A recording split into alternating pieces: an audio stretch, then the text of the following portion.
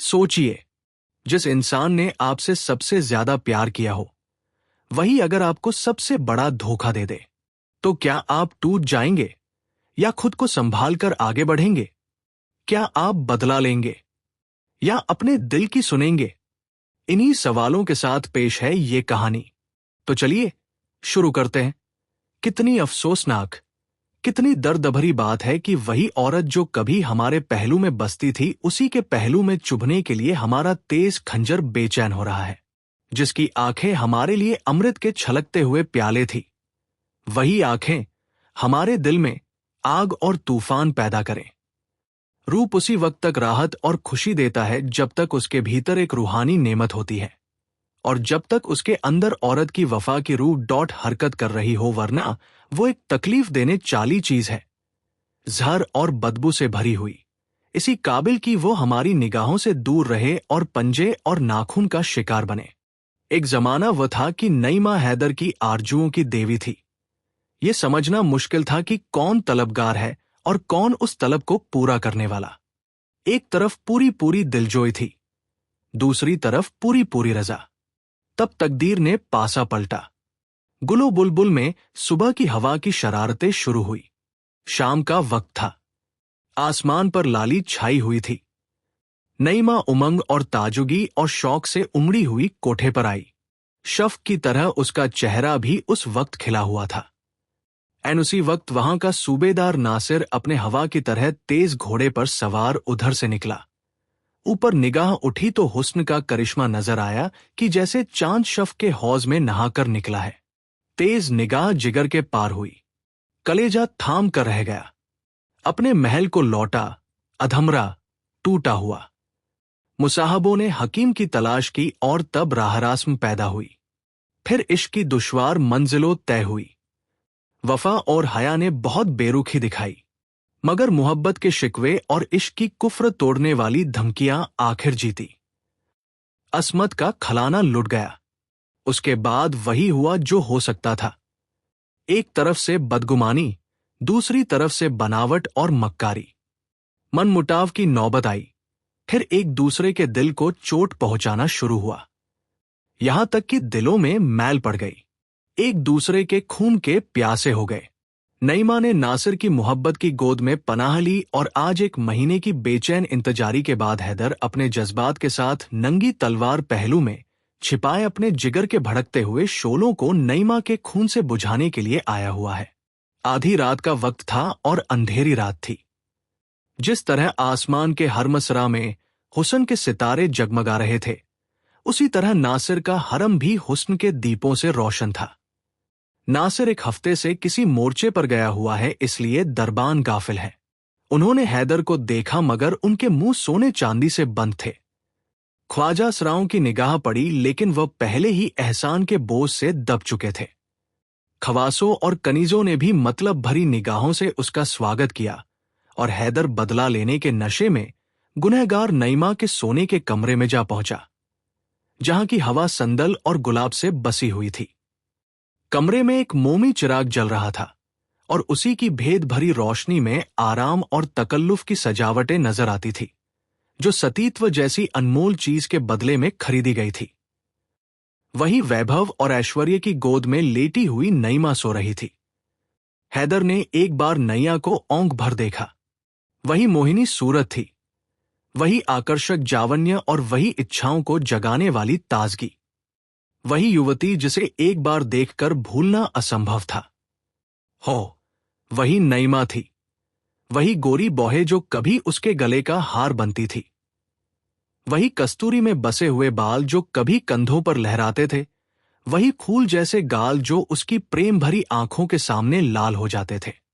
इन्हीं गोरी गोरी कलाइयों में उसने अभी अभी खिली हुई कलियों के कंगन पहनाए थे, और जिन्हें वो वफा के कंगन समझ था। इसकी गले में उसने फूलों के हार सजाए थे और उन्हें प्रेम का हार ख्याल किया था। लेकिन उसे क्या मालूम था कि फूलों के हार और कलियों के कंगन के साथ वफा के कंगन और प्रेम के हार भी मुरझा जाएंगे। हाँ, ये वही गुलाब कैसे होंठ है, जो कभी उसकी मोहब्बत में फूल की तरह खिल जाते थे, जिनसे मोहब्बत की सुहानी महक उड़ती थी। और ये वही सीना है जिसमें कभी उसकी मोहब्बत और वफा का जलवा था, जो कभी उसके मोहब्बत का घर था। मगर जिस फूल में दिल की महक थी, उसमें दगा के कांटे हैं। हैदर ने तेज कटार पहलू से निकाली और दबे पाव नईमा की तरफ आया, लेकिन उसके हाथ न उठ सके। जिसके साथ उम्र भर जिंदगी की सैर की, उसकी गर्दन पर छुरी चलाते हुए उसका हृदय द्रवित हो गया। उसकी आंखें भीग गई। दिल में हसरत भरी यादगारों का एक तूफान सा। तकदीर की क्या खूबी है कि जिस प्रेम का आरंभ ऐसा खुशी से भरपूर हो, उसका अंत इतना पीड़ाजनक हो। उसके पैर थरथराने लगे, लेकिन स्वाभिमान ने ललकारा। दीवार पर लटकी हुई तस्वीरें उसकी इस कमजोरी पर मुस्कराई। मगर कमजोर इरादा हमेशा सवाल और अलील की आड़ लिया करता है। हैदर के दिल में ख्याल पैदा हुआ, क्या इस मोहब्बत के बाग को उजाड़ने का अल्जाम मेरे ऊपर नहीं है? जिस वक्त बदगुमानियों के अंकुए निकले, अगर मैंने तानों और धिक्कारों के बजाय मोहब्बत से काम लिया होता तो आज ये दिन न आता। मेरे जुल्मों ने मोहब्बत और वफा की जड़ काटी। औरत कमजोर होती है, किसी सहारे के बगैर नहीं रह सकती। जिस औरत ने मोहब्बत के मजे उठाए हों और उल्फात की नाजबरदारियां देखी हों, वो तानों और जिल्लतों की आंच क्या सह सकती है? लेकिन फिर गैरत ने उकसाया कि जैसे वो धुंधला चिराग भी उसकी कमजोरियों पर हंसने लगा। स्वाभिमान और तर्क में सवाल जवाब हो रहा था कि अचानक नईमा ने करवट बदली और अंगड़ाई ली। हैदर ने फौरन तलवार उठाई। जान के खतरे में आगा पीछा कहां, दिल ने फैसला कर लिया। तलवार अपना काम करने वाली ही थी कि नईमा ने आंखें खोल दी। मौत की कटार सिर पर नजर आई। वो घबराकर उठ बैठी। हैदर को देखा, परिस्थिति समझ में आ गई। बोली हैदर। हैदर ने अपनी झेंप को गुस्से के पर्दे में छिपाकर कहा, हाँ, मैं हूं हैदर। नईमा सिर झुकाकर हसरत भरे ढंग से बोली, तुम्हारे हाथों में ये चमकती हुई तलवार देखकर मेरा कलेजा थरथरा रहा है। तुम्ही ने मुझे नाजबरदारियों का आदी बना दिया है। जरा देर के लिए इस कटार को मेरी आंखें से छिपा लो। मैं जानती हूं कि तुम मेरे खून के प्यासे हो, लेकिन मुझे ना मालूम था कि तुम इतने बेरहम और संगदिल हो। मैंने तुमसे दगा की है, तुम्हारी खतावार हूं, लेकिन हैदर, यकीन मानो, अगर मुझे चंद आखिरी बातें कहने का मौका न मिलता तो शायद मेरी रूह को दोज़ख में भी यही आरजू रहती। मौत की सजा से पहले आपने घरवालों से आखिरी मुलाकात की इजाजत होती है। क्या तुम मेरे लिए इतनी रियायत के भी रवादार न थे? माना कि अब तुम मेरे लिए कोई नहीं हो मगर किसी वक्त थे, और तुम चाहे अपने दिल में समझते हो कि मैं सब कुछ भूल गई, लेकिन मैं मोहब्बत को इतनी जल्दी भूल जाने वाली नहीं हूं। अपने ही दिल से फैसला करो। तुम मेरी बेवफाइयां चाहे भूल जाओ, लेकिन मेरी मोहब्बत की दिल तोड़ने वाली यादगारें नहीं मिटा सकते। मेरी आखिरी बातें सुन लो और इस नापाक जिंदगी का हिस्सा पाक करो। मैं साफ साफ कहती हूं, इस आखिरी वक्त में क्यों डरूं? मेरी कुछ दुर्गत हुई है, उसके जिम्मेदार तुम हो। नाराज न होना। अगर तुम्हारा ख्याल है कि मैं यहां फूलों की सेज पर सोती हूं, तो वो गलत है। मैंने औरत की शर्म खोकर उसकी कद्र जानी है। मैं हसीन हूं, नाजुक हूं। दुनिया की नेमतें मेरे लिए हाजिर है। नासिर मेरी इच्छा का गुलाम है, लेकिन मेरे दिल से ये ख्याल कभी दूर नहीं होता कि वो सिर्फ मेरे हुस्न और अदा का बंदा है। मेरी इज्जत उसके दिल में कभी हो भी नहीं सकती। क्या तुम जानते हो कि यहां खवासों और दूसरी बीवियों के मतलब भरे इशारे मेरे खून और जिगर को नहीं लजाते?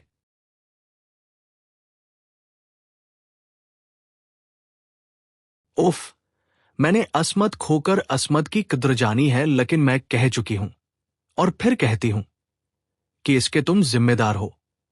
हैदर ने पहलू बदलकर पूछा, क्यों कर? नईमा ने उसी अंदाज से जवाब दिया, तुमने बीवी बनाकर नहीं, माशूक बनाकर रखा।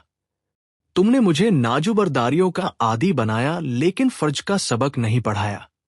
तुमने कभी न अपनी बातों से न कामों से मुझे ये ख्याल करने का मौका दिया कि इस मोहब्बत की बुनियाद फर्ज पर है। तुमने मुझे हमेशा हुस्न और मस्तियों के तिलिस्म में फंसाए रखा और मुझे ख्वाहिशों का गुलाम बना दिया। किसी किश्ती पर अगर फर्ज का मल्ला न हो तो फिर उसे दरिया में डूब जाने के सिवा और कोई चारा नहीं। लेकिन अब बातों से क्या हासिल। अब तो तुम्हारी गैरत की कटार मेरे खून की प्यासी है और ये लो मेरा सिर उसके सामने झुका हुआ है।